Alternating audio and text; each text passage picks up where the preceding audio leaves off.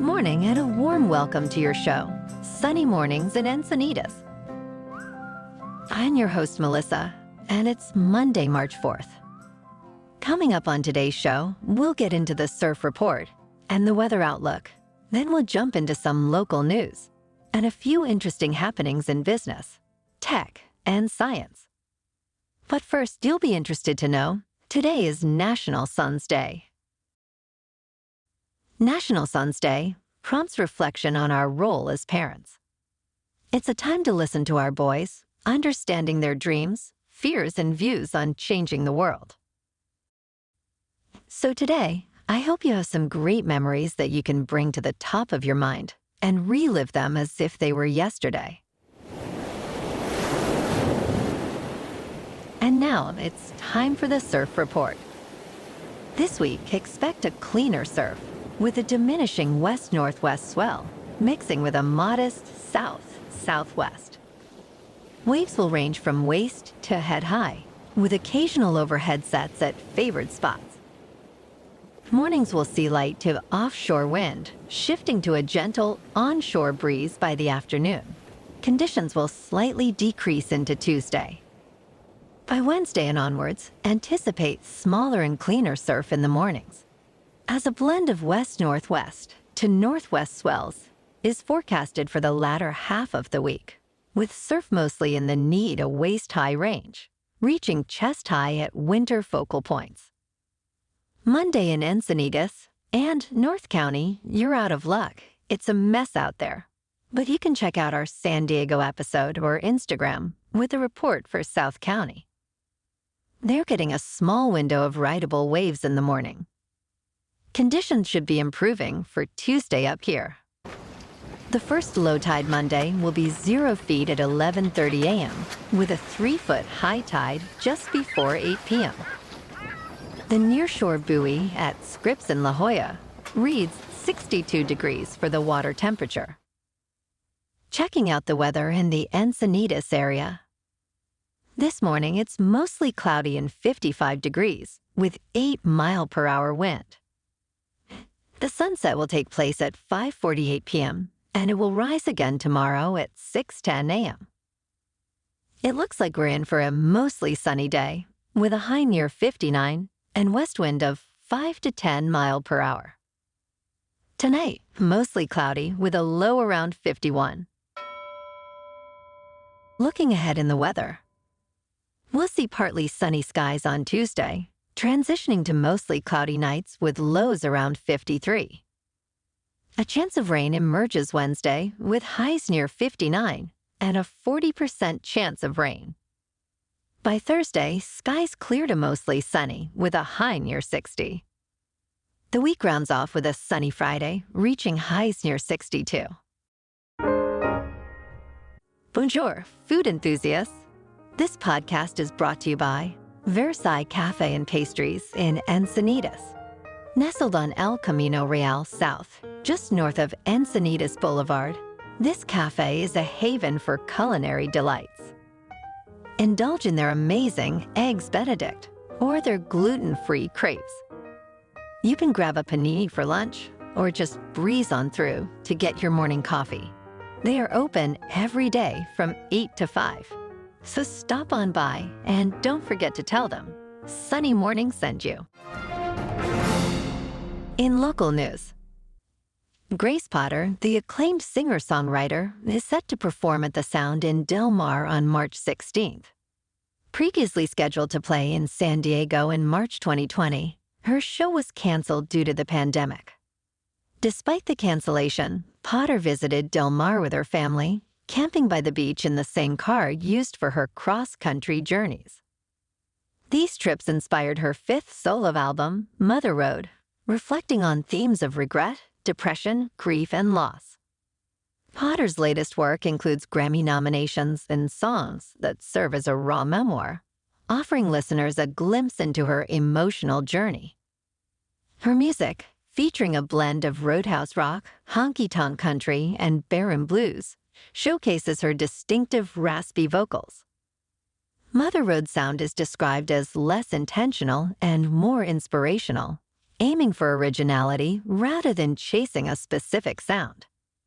In addition to her tour, Potter will perform at Mavis Staples' 85th birthday celebration, alongside artists like Jackson Browne and Norah Jones. Potter's focus on Mother Road signifies a commitment to authenticity, embracing the good, the bad, and the ugly of her experiences. Tickets for her show at The Sound in Del Mar with opener Brittany Spencer are available for purchase, marking a significant return to live performances.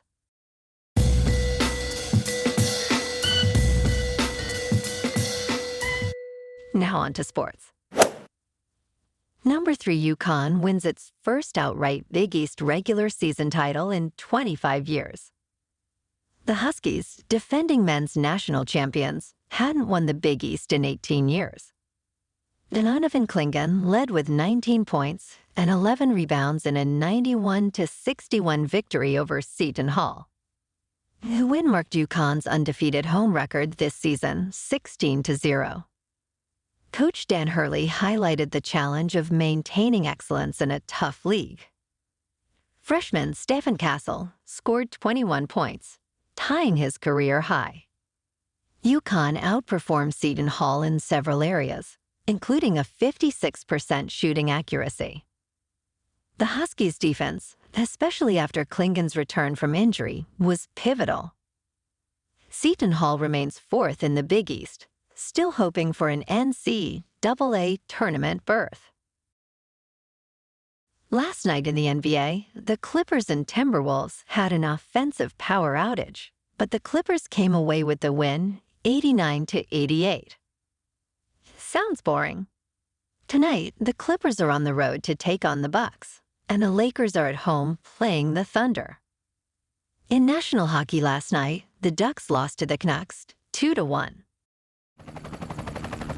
In top news, our brains are wired to ignore familiar stimuli, a process known as habituation. This neurological process helps us adapt quickly to our environment, focusing on new or changing elements. However, habituation can make us overlook both positive changes and societal issues, like racism or environmental pollution. Tali Sherrod explains that dishabituation can enhance happiness, creativity, and initiate social change. For instance, repeated exposure to misinformation can dull our response, making us more likely to accept falsehoods. Sherrod's research shows that repeated lying diminishes the amygdala's response over time, reducing the emotional impact of dishonesty. Exposure to social media and constant images of crises can also desensitize us, making extreme discourse seem normal. People habituate to pollution levels, with studies showing that those in smoggy areas are less likely to perceive air quality issues. Overcoming habituation involves introducing variability into our lives, like learning new skills or taking breaks from familiar environments. Short breaks or diversifying experiences can renew our appreciation for ongoing pleasures and improve overall enjoyment. To combat habituation to global issues like climate change, reliance on data over personal perception is crucial.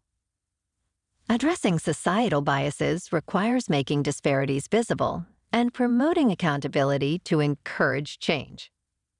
Awareness of our tendency to habituate can inspire us to seek new experiences and challenge societal norms. In business news, Bitcoin's next halving event is set for April 19th, marking a significant moment in its supply mechanism. This halving is unique due to a mix of factors affecting both supply and demand for Bitcoin. The Bitcoin blockchain's design includes having the mining reward approximately every 4 years. This process continues until the maximum supply of 21 million Bitcoins is reached. Historically, Bitcoin's price tends to appreciate following these halving events. The upcoming event coincides with increased institutional interest and the approval of Bitcoin exchange trade funds. Bitcoin's recent rally brought its value close to the all-time high set in November 2021. This year's performance deviates from the norm, with significant gains leading up to the halving. Bitcoin's blockchain security is at an all-time high, potentially mitigating concerns post-halving.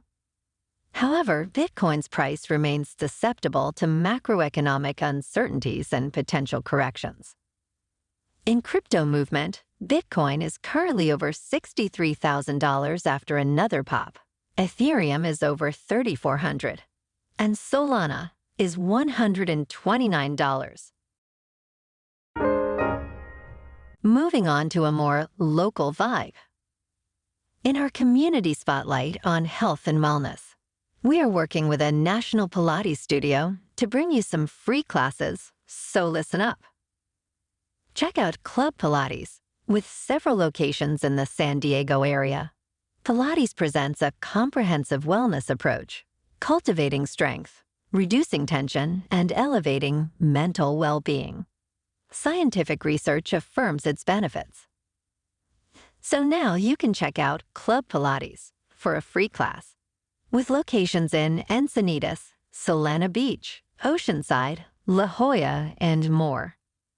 Just be sure to tell them Sunny Morning sent you by. And now, back to the show. Let's talk science. 3 new moons have been discovered in the outer solar system, enhancing our cosmic neighborhood.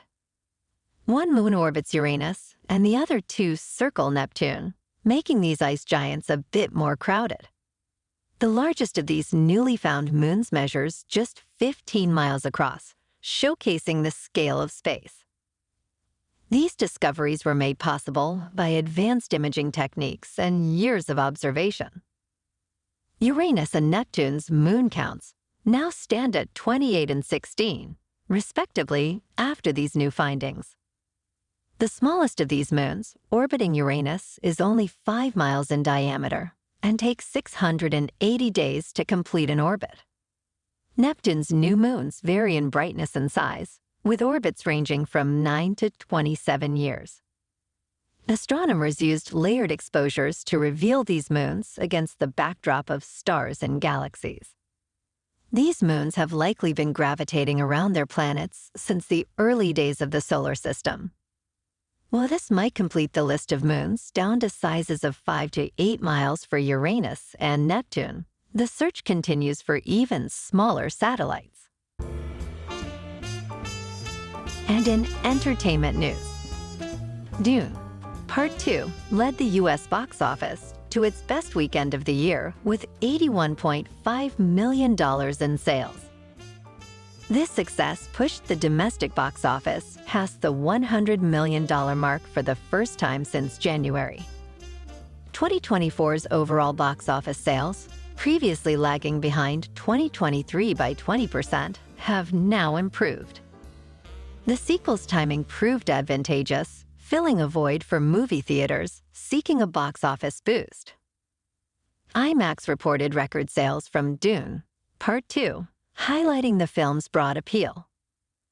The movie, based on Frank Herbert's novel, explores themes of war, betrayal, and survival on a desert planet. Despite challenges, including a previous controversial simultaneous release strategy, the sequel has performed well. The decision to delay its release due to the actors' strike allowed for effective promotion, enhancing its success.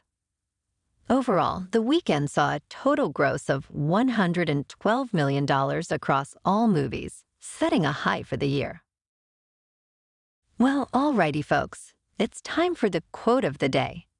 And today, in honor of Bitcoin going bonkers again, here's a quote about it from Nobel Peace Prize nominee Leon Liu. Every informed person needs to know about Bitcoin because it might be one of the world's most important developments. And it just might be. And that's a wrap for this morning. Remember to stay tuned tomorrow for more news and updates. Have an amazing day, my good friends.